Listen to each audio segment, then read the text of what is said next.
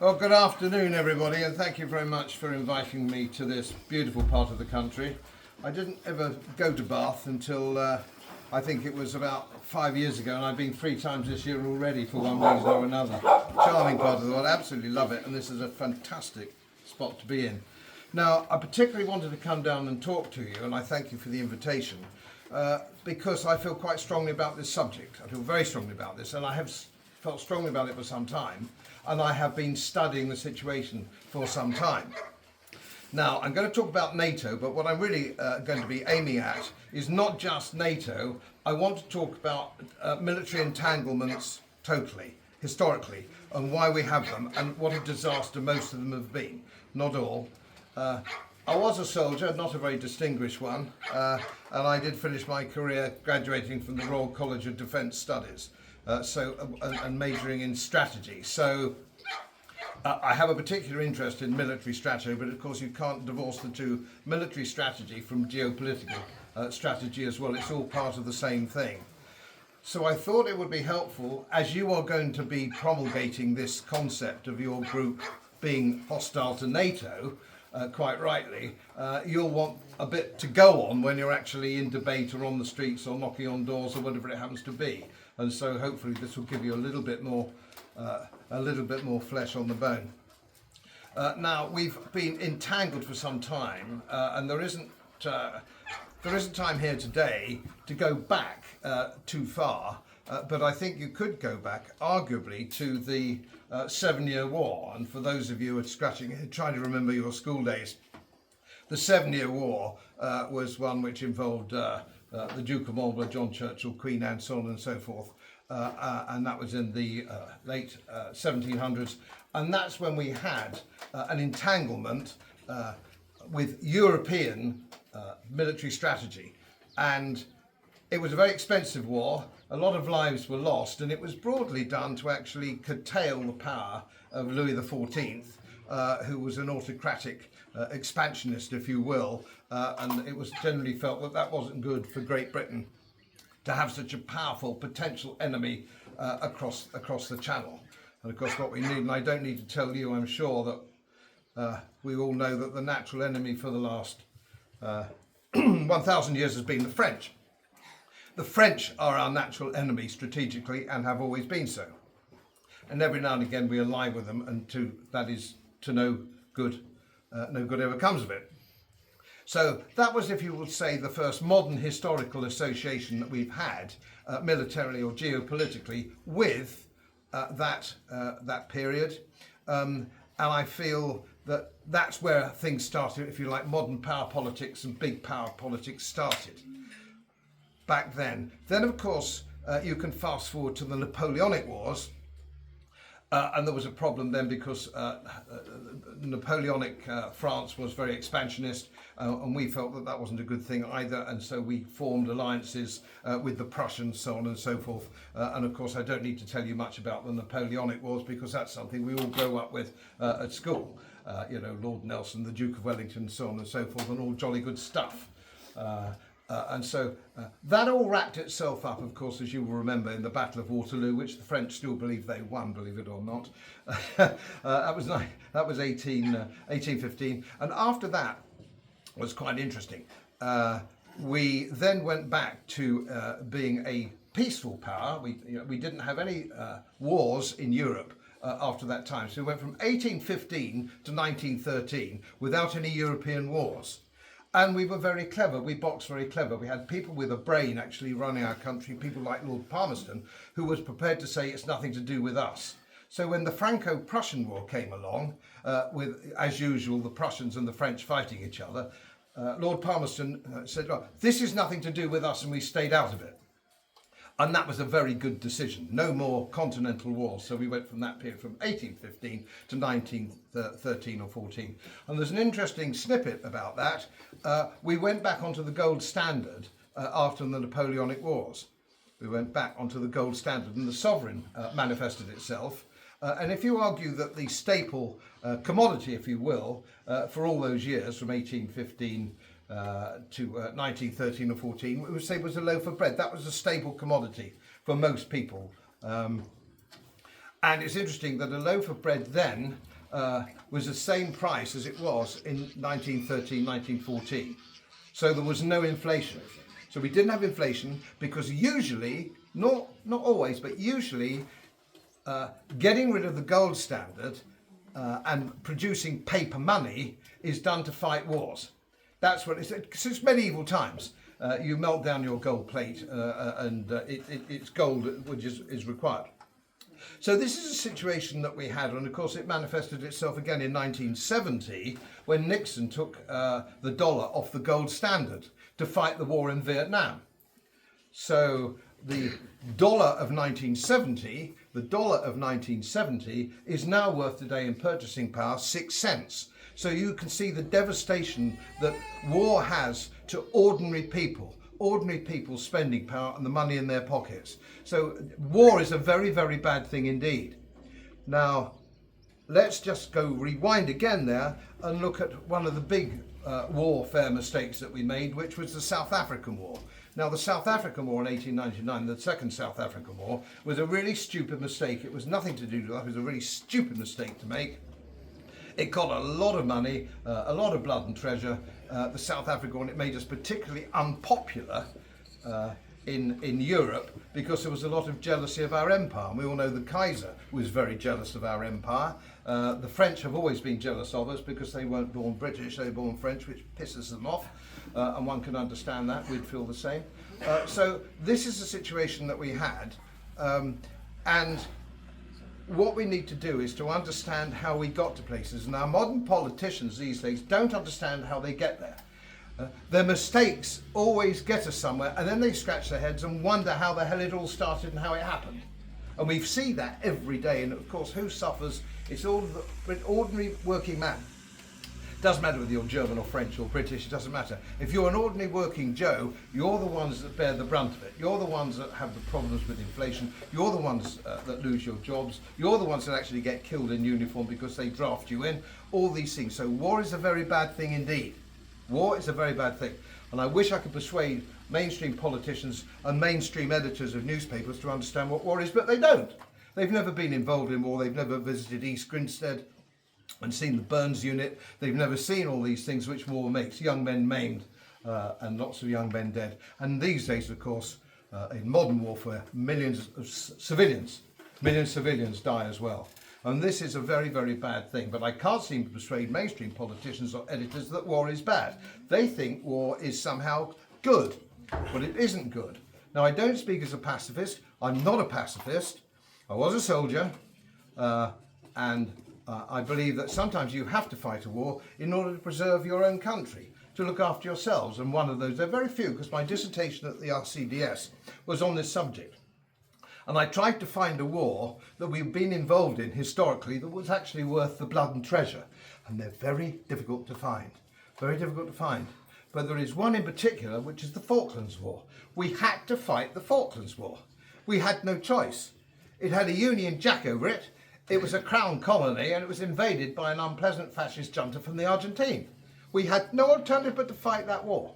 But most wars are easily avoidable. And it's not just when we're treaty bound.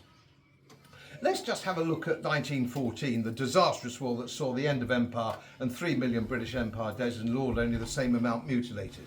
So we know that the Great War, which is what it was referred to then, 1914-18, that war was a disaster for our country and our friends and our allies and our Australian friends and New Zealand friends and Canadian friends. That was an unmitigated disaster. How do we get involved in it? Because there was no treaty. There was no treaty. There was no NATO. We shouldn't have been involved in that war at all. And yet somehow we got ourselves involved in it. And if you go back again, it was with stupid things that we did, like the Entente Cordiale, which was fostered by Edward VII and his team that went over in the late 1800s and early 1900s. So there was an obligation, or there was felt to be a parliamentary obligation to go to war on behalf of the French in 1914. How ridiculous is that? We stayed out of the Franco-Prussian War. There was no problem in the Franco. We stayed out of it. Lord Palmerston kept us out of it, and we went into it. Now, I've known quite quite prestigious historians make the mistake to say, well, we were bound under the Treaty of London to protect Belgium from invasion, which is completely wrong. It was a tripartite treaty. Tripartite. It was the signatures were France, Britain, and Germany to protect the neutrality of Belgium. Now, as soon as the Germans invaded Belgium, the treaty became null and void. And if you look at Hansard from back in 1914, you will see that nobody in Parliament made the case that there was a treaty obligation to go to the war in 1914. It was the Lord Northcliffe press that wound it all up, who got everybody stoked up, and the next thing we know, it was rah-rah, and we were off to war with all the horrific implications that had. And we're hearing it again. We're hearing it again when it comes to Russia and the Ukraine. The fight between Russia and the Ukraine, or you might argue, I think more accurately, the fight between Russia and the United States, with Ukraine as a proxy, has got nothing whatsoever to do with this country. Nothing whatsoever. There's no treaties, there's no historic implications of it at all. Nothing to do with us. But we've got moron politicians like Keir Starmer, the Foreign Secretary, whose name always escapes me. David Lammy. Yes, that's right. I knew the fellow was around there somewhere, who is just about, well, I don't know, arguably Bot sticker. retarded, one might go as far as to say. Yeah, These agreed. people are actually in charge. These people are now in charge of whether we go to war. Now, they know nothing about war. They know nothing about war, the implications of war. And then you even have our senior officers, or political appointments, let me just make that clear to you, political appointments. In order to get above half colonel or full colonel in the British Army, and this has been true since the mid-80s incidentally, you have to have political sponsorship, which means you have to be, we would understand it as woke. They have to be woke. So your Major General that they interview, your Admiral that they interview, is woke. They believe all the wokery that they have to do that. Otherwise they don't get a real fighting soldier, regimental soldier, doesn't get promoted above that unless he's woke. And of course it's in different significant salary and pension. Everybody wants to be a general. I wanted to be a general. I was not successful. So this is the sort of problems that we have. So again, we have no liability to the Ukraine. We have no military treaty with the Ukraine, but we are behaving as though we do. And of course now we've been denying it. They've actually captured British officers in the Ukraine on operations, on operational matters. None of this goes through Parliament. The whole point of Parliament is to actually go through Parliament, and we can debate that. Should we be involved in the Ukraine war? And of course the British people who elect their MPs are entitled to say, just a minute, we don't. I don't want my son to go off against the Russian Federation. And of course, if you look at the logistics of it, if you will, our whole standing army now is about 50,000, which is about, as people here with military backgrounds, and I know there are some, broadly speaking, you're talking about one division. One operational division, if it's supported in the air and by sea, so one division. We've lost count of the numbers of divisions the Russians have. They have hundreds of divisions. So all this sabre rattling and telling, oh my goodness, what we can do, boots on the ground, we need to do this, that and the other, is absurd. We don't have an army anymore. We don't have an air force anymore. We don't have a navy anymore. You can't put the aircraft carriers to sea because it has big fat targets and been redundant since Okinawa. They've been redundant for nearly 100 years. It's ludicrous. The Chinese can't put their carriers to sea because they're just big fat targets. So we've gone back to submarines and targets. There's only two things, are submarines and targets. Plus the fact we have these Oreshnik missiles, we have these new style missiles which travel in the region of 11,000 miles an hour. And the kinetic energy that they have, you don't need a nuclear warhead, the kinetic energy or tactical warhead or conventional warhead that you have can actually decimate for miles around. And there's no defence, ladies and gentlemen, and the servicemen, ex-servicemen here will know that. You can't defend, there is no system defence against these. So just let's have a look at what the implications are for everyone if we have a war. And it's only, I would argue, and it makes me unpopular in some circles, it's only because Putin and the Russian Federation have been so patient that it hasn't escalated further than it has. So peace now. And we're talking about joining NATO, Ukraine joining NATO. Even Nigel Farage's last comment on the subject, we think we've got to wait until there will come a time when Ukraine joins NATO, which is a masterly misunderstanding of exactly what the tactical and strategic position is. It's extraordinary that anybody could say that at this stage of that war. It's simply absurd. Now, we don't want to go to war because we are bound by a treaty, and NATO is that treaty. Don't be misled, incidentally, by Article 5. In Article 5 of the treaty, everything's, so if somebody gets invaded, and they're a member of NATO and we're a member of NATO, we are obliged to go to full-scale war against them. If you read very carefully NATO Article 5, you'll find that isn't true. That is not actually true, but sometimes people believe it to be true. So what is going on in the Ukraine at the moment, broadly speaking, is their NATO membership is de facto, not de jure, but the position is exactly the same. So it is a very dangerous situation we can be. And then you look at the members of NATO. Look at the members of NATO. We've got what they call the Chihuahuas in the Baltic, and you've got Lithuania and Estonia and Latvia. You've got these little countries who have a very big axe to grind with the Russians of the Soviet Union of yesteryear. And I can understand that, and I've been to these countries and I understand how they feel. But you have to understand, and people in this country have to understand, the press have to understand, those days have moved on. The Soviet Union is no more, and we have to cut them a bit of slack now with the Russian Federation. In the same way that the Third Reich, now everybody's forgotten about the Third Reich. It's now Germany, their trading partners and all the rest of it, members of the European Union, so on and so forth. You have to move on. And if you've got these chihuahuas, these small powers who are yapping and yapping because they think they've got a big mate across the pond. Oh, we can do what we like. We can antagonize the Russian Federation as much as we like. Because what's going to happen, we're going to be bailed out by the United States. And we now know very truly that, don't we, that isn't the case. The United States is not the power it was back in the late 80s and early 90s. That they are not the power they were. And this is worse. Not only do the Russian Federation have the same technology, in some cases superior technology, to the United States, which is a whole new thing. They have in the region of 1.5 million men combat trained and in integrated combat command, which we don't. None of our generals have commanded anything personally above regimental level. None of them, right? Because it just didn't happen.